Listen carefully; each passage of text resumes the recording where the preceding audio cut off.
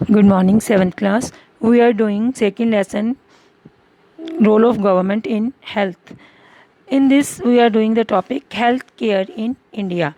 Our today's topic is healthcare in India. Bharat में जो स्वास्थ्य सुरक्षा की बात है, स्वास्थ्य का ध्यान रखने की बात है, उसके बारे में हम डिस्कस करेंगे इस लेसन में. Let us examine some of the aspects of health care in India, compare and contrast the situation expressed in the first and the second column.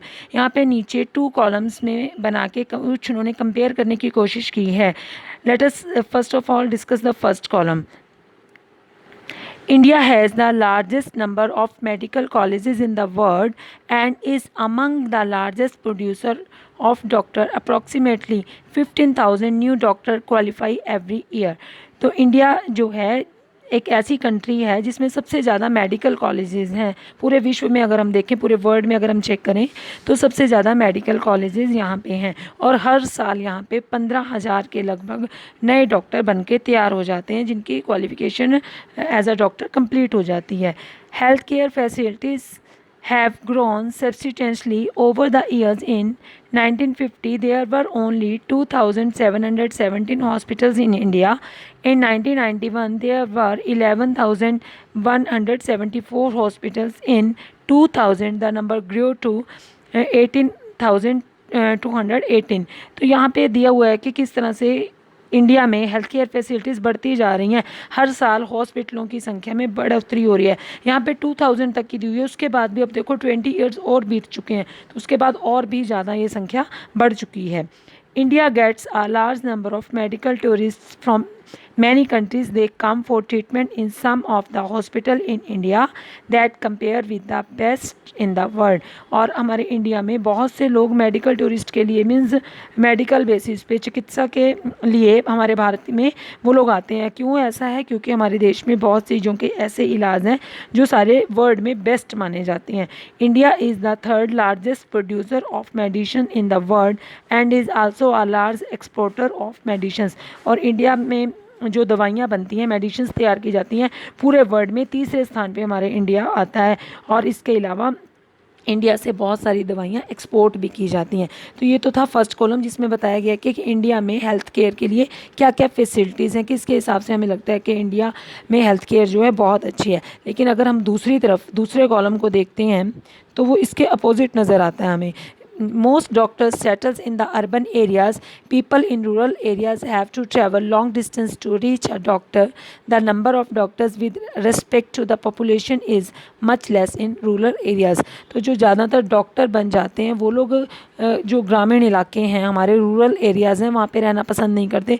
वो अर्बन एरियाज़ में सेटल्ड होते हैं और जो गाँव के लोग हैं उनको दवाई के लिए वहाँ की जनसंख्या जो है पॉपुलेशन को बड़ी दूर दूर तक जाना पड़ता है और रूरल एरियाज़ में उनको बहुत कम मेडिकल फैसिलिटीज़ अवेलेबल हो पाती हैं.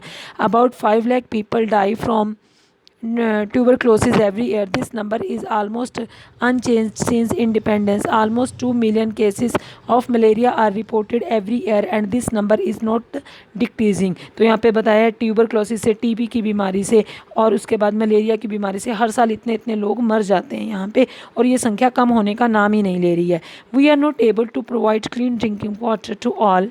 21% of all communicable diseases are water borne. For example diarrhoea, worm, hepatitis extra.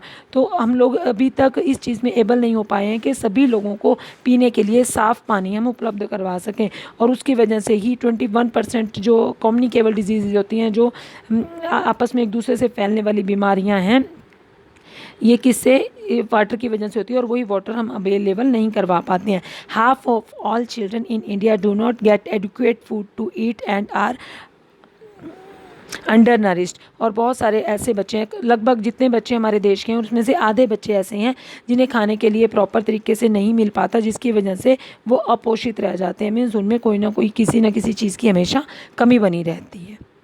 ठीक है, तो ये दोनों एस्पेक्ट्स हैं कि इंडिया में क्या क्या फैसिलिटीज़ हैं, क्या विशेषताएं हैं और दूसरी तरफ मेडिकल प्रॉब्लम्स क्या क्या हैं इंडिया में. तो यहाँ पे ऊपर आपको एक क्वेश्चन भी दिया हुआ है. यहाँ पे अगर आप साइड में देखो, can you provide a little to these columns, can you provide a title to these columns. क्या आप इन कॉलम्स को कोई टाइटल दे सकते हो. तो जो हमारा फर्स्ट कॉलम है उसमें हम लिखेंगे मेडिकल फैसिलिटीज़ इन इंडिया. ठीक है। और मेडिकल प्रॉब्लम्स इन इंडिया, दूसरे कॉलम को हम क्या नाम दे सकते हैं, medical problems in India. In order to prevent and treat illness, we need appropriate healthcare facilities such as health center, hospital, laboratories for testing, ambulance services, blood banks, etc. that can provide the required care and services that patients need. तो ये सारी चीज़ें हमें अपनी medical care के लिए, अपनी health care के लिए ये सारी चीज़ें हमें चाहिए होती हैं. In order to run such facility, we need health workers, nurses, qualified doctors and other health professionals who can advise, diagnose and treat illness. और इन सारी चीज़ों के साथ साथ हमें स्टाफ भी चाहिए होता है, नर्सेज चाहिए होती हैं, हॉस्पिटल में वर्कर चाहिए होते हैं और क्वालिफाइड डॉक्टर्स की भी हमें ज़रूरत रहती है, और जो बीमारियों को देख सकें, पेशेंट्स को चेक कर सकें और उनको डायग्नोज करके उनको ठीक से एडवाइस कर सकें, उनको सलाह दे सकें कि आपको किस दवाई की ज़रूरत है. We also need the medicines and equipments that are necessary for treating patients. These facilities are required to take care of us. और अब सामान भी आ गया, उसके बाद हमारे पास स्टाफ भी आ गया, लेकिन उसके साथ साथ हमें प्रॉपर ट्रीटमेंट के लिए जो इक्विपमेंट्स चाहिए, जो मशीनरी चाहिए होती है वो, और दवाइयाँ भी प्रॉपर तरीके से चाहिए होती हैं, तभी हमारी हेल्थ केयर हो सकती है. Thank you.